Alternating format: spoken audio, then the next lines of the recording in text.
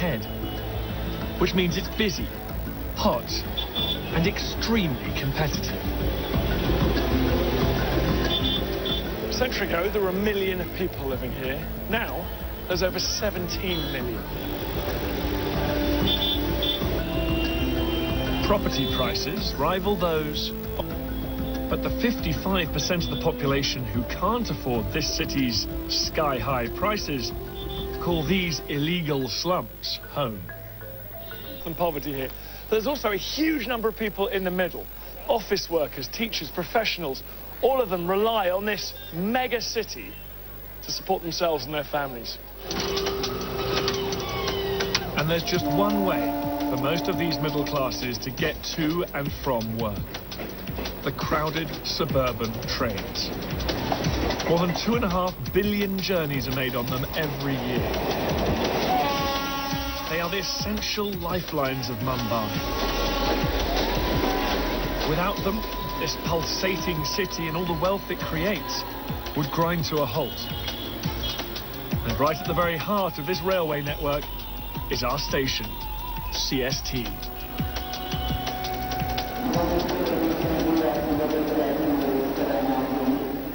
This is the suburban concourse.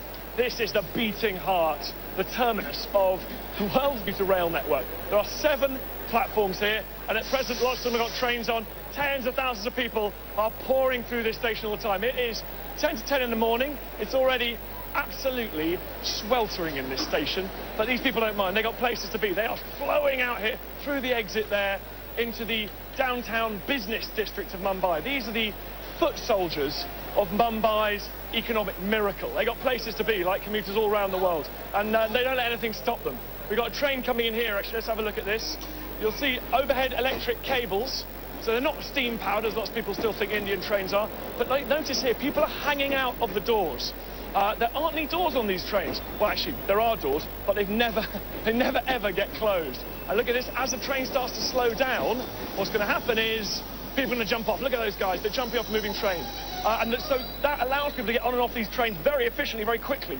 Quite dangerously, really. A ladies' carriage. So here on this network, men and women travel separately. So here are all the ladies coming, and beyond them, a great tidal wave, a torrent of men heading down this platform like a surging river in flood. It's quite intimidating, really, but Robert, Anita and I wanted to experience exactly what it's like to ride these trains, to experience the super dense crush load, and we did so for ourselves at the height of a Mumbai rush hour.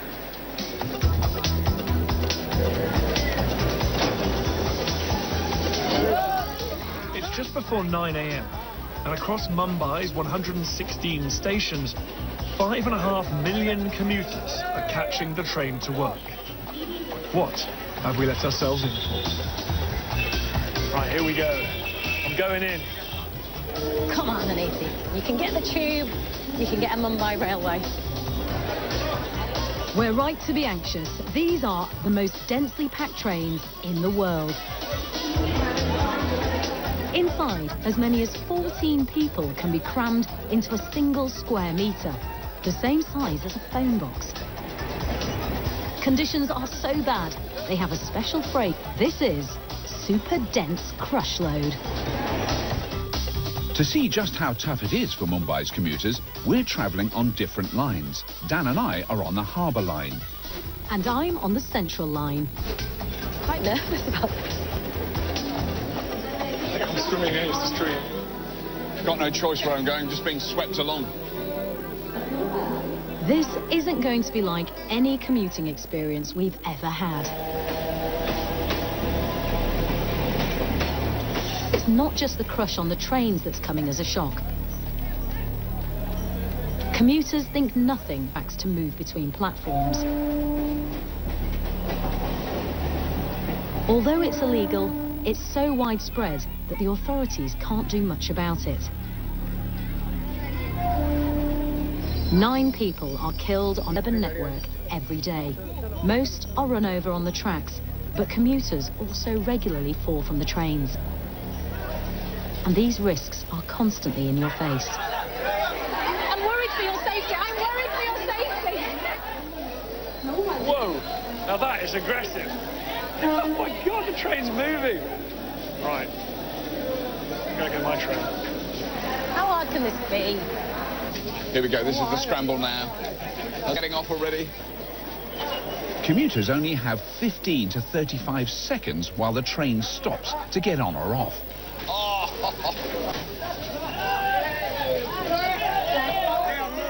And genuinely physically intimidating, even for someone my size. It's a fight! What is happening?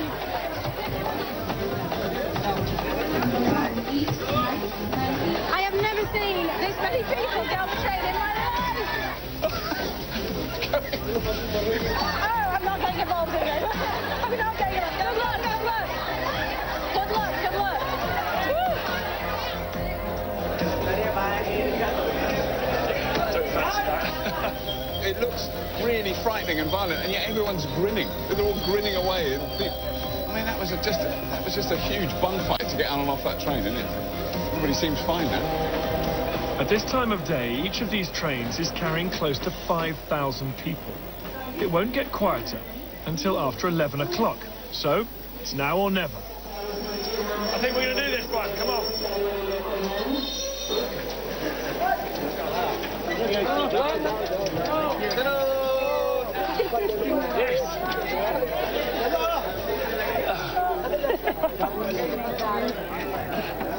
There we go.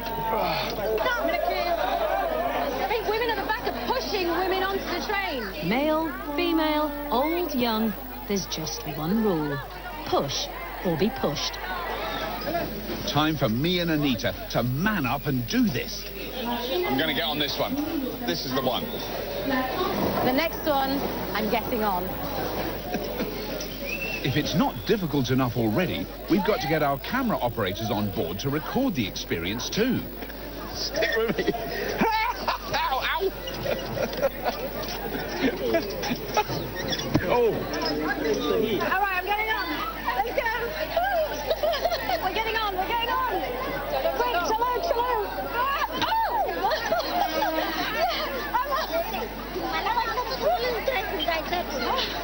I'm on, we made it. I made the train.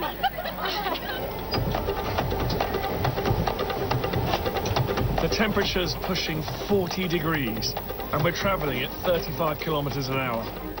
It's a full-on assault on the senses. Fresh air is a precious commodity. We're beginning to understand the rules now. Part of the reason there's such a massive scrum is because people are trying to get on, but they're trying to stand near the door. I can see why. All the lights suddenly went off, but the fan is still working, and that's the important thing. I don't need light, but the air is a blessing, believe me. The fan blowing down is fantastic. Apparently it's not as crowded as it normally is. That's why I had it easy. That didn't seem easy. That wasn't easy. Hard to believe, but since I got on, it's actually thinned out a bit. I'm not completely crushed. I have to hold on or I'll fall over, so I've got a bit of room now. Not much. Well, this could be pretty grueling having to do it day in, day out. Your daily commute. This is your start to work.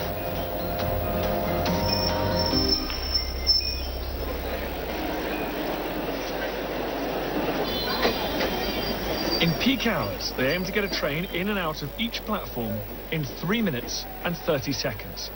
Keeping this headway period to time is the secret to keeping everything running on schedule.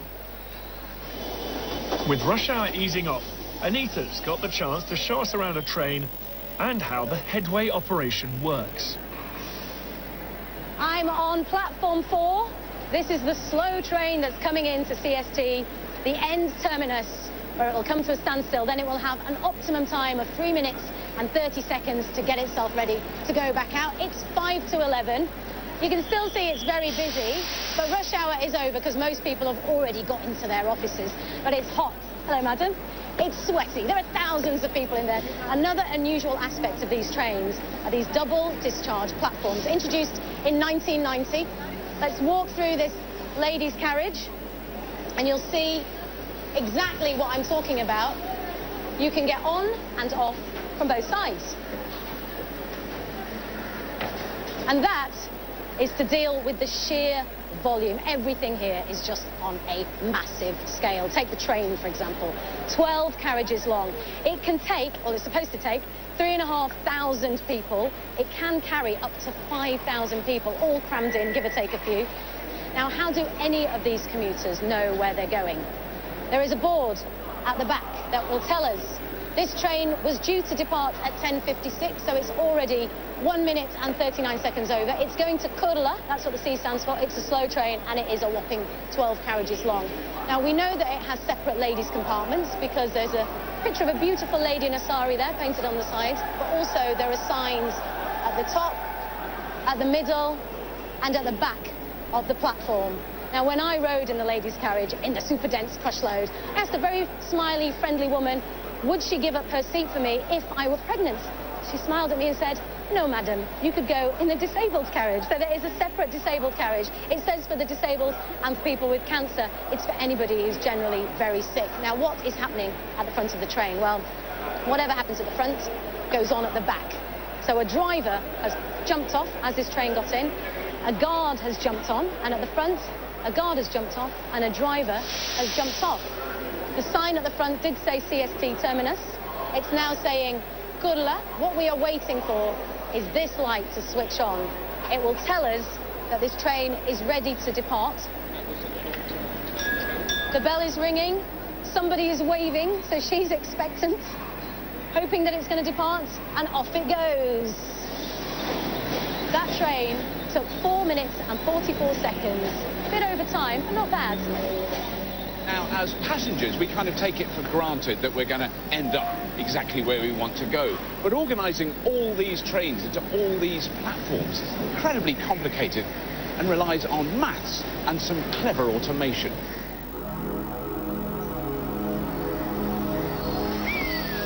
At ground level, the huge scale of this station is hard to comprehend. But up here on the roof, I've got a bird's eye view.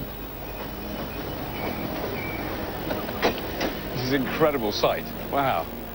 It's so vast, it's so complicated. There's just so many tracks, so many trains constantly coming in and out. It's amazing. The station complex is spread over nearly 30,000 square meters. There are 7 suburban platforms and 11 more that connect it to the rest of India. You realise how much organisation there's got to be to run these trains, because, you know, it's not like a car where you can steer around someone else or go different directions. You know, a train's on tracks, hasn't got any choice, has to go where it's pointed. This complex web of tracks creates a massive challenge for the station's controllers. To avoid disaster, they must find a safe route through this maze for every single train. They run 1,500 services a day here, and in rush hour, trains are just 40 seconds apart. The man in charge of this supersized puzzle is Senior Divisional Operations Manager K.N. Singh. Please, Mr. Robert, please. Wow. He's taking me to the heart of the network, the control room, to explain the systems they use to organize the traffic. Oh, this is an extraordinary room. So what goes on in here? This is our main TMS room, what is we call Train Management System room, and you are in the nerve center. This 12-meter-long LED screen is a live map of the station and the lines that feed it. It shows where every train across 53 kilometers of Greater Mumbai is right now. This board looks so confusing. There's so many lines, so many numbers on it. I can't make head or tail of it. What is this showing us? You can see, like in platform number 4, the AN17 local is standing, and just see the red mark. Mark. Oh, so the red section on each line, that means that's actually a train in the platform at the moment. Good. And if the route is free, it will show you green, so train can move. And now the train is moving. Now the red signal is moving ahead.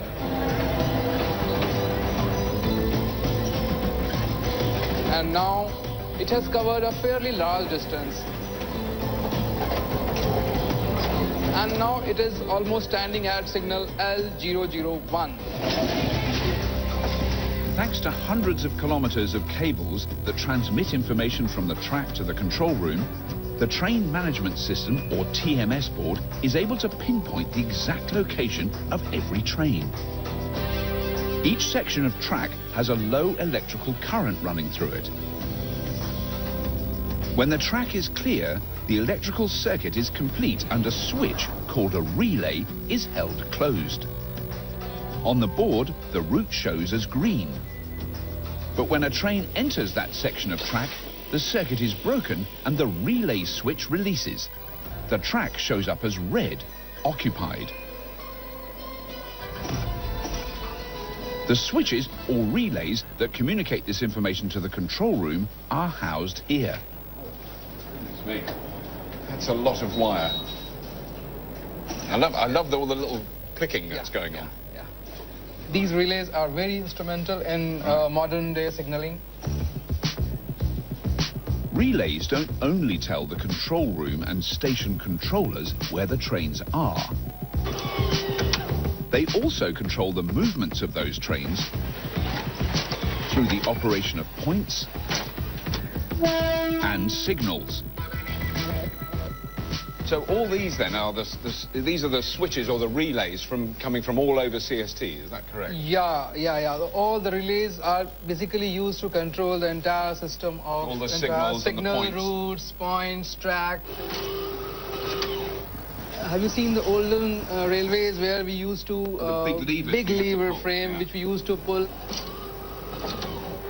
Now those jobs has been taken over by these relays. Right, so that's what these are doing. That's what these relays are doing.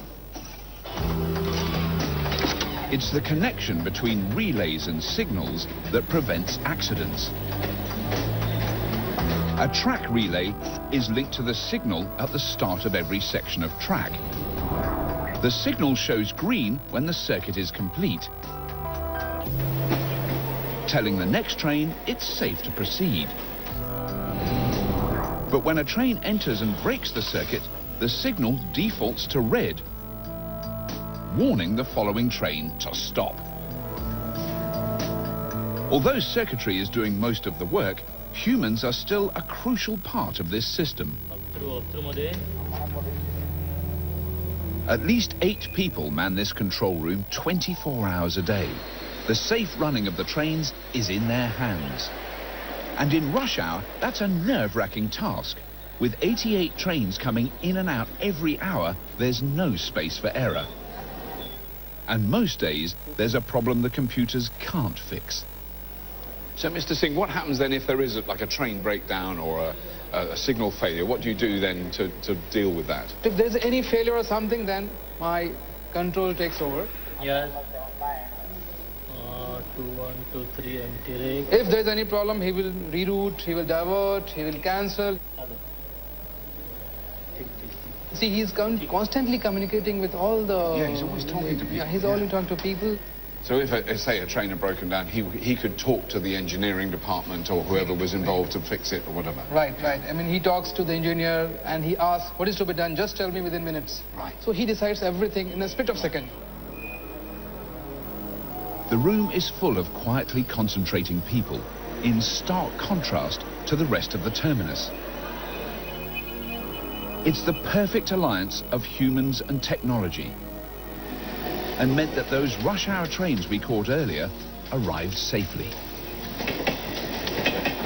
Mr. K.N. Singh is with us here today. Now, Mr. Singh, we've seen how incredibly complicated it is to run this station. We've seen it from the point of view of passengers and, of course, from your controllers. But what is the kind of capacity that you're running the station at? Oh, I mean, this station of CSTM is running in the peak hours. It's running with almost 100% capacity. We do not have a chance to add any extra train at the station. During lean time, yes, we can do something, but the demand is only for the peak time. Everybody wants to travel in the peak time. That must make your daily task in organising all this and all the tracks that go right out of Mumbai. That's got to make that quite complicated. It's a big responsibility to run the train punctually, safely, I mean, all the time. It's a tough job. It's a tough job. There's no doubt about it, because this entire city is dependent on you. Now, would it be fair to say, though, that this is the most challenging station to run in the whole of India? Oh yeah, absolutely. There are a lot of stations running a lot of trains, but I don't think we can compare CSTM with any other stations in India. Here, the number of trains which we are running, approximately 1,500 plus trains. Every day? Every day. I mean, and both long distance as well as suburban. Yeah. That's again making it a unique station in India. So if you are running at peak times at 100% capacity, if something goes slightly wrong, not a big disaster, but, you know, train breaks down, signals fail, all those sort of things, how on earth do you cope with that, and how long does it take to get back on track? During peak time, we just pray to God that nothing should go wrong. Number one, first thing, because it is the performance of the peak hours that judges my customer satisfaction. Yes. At the same time, my satisfaction also. Yeah. Any failure in peak times simply cripples the operation. Right. Number one, it increases the overcrowding in train. Sometime if it persists for a long time, then we have to cancel some train. So that's why we want that there should not be any problem during peak time. Yes. So you really work towards making sure that our target, that 100% punctuality, should be achieved during peak hours. Right. I must say, I don't envy your task. It sounds very stressful, very complicated, and you seem to deal with it very well. So thank you very much, Mr. Thank you, Robert. Thank you.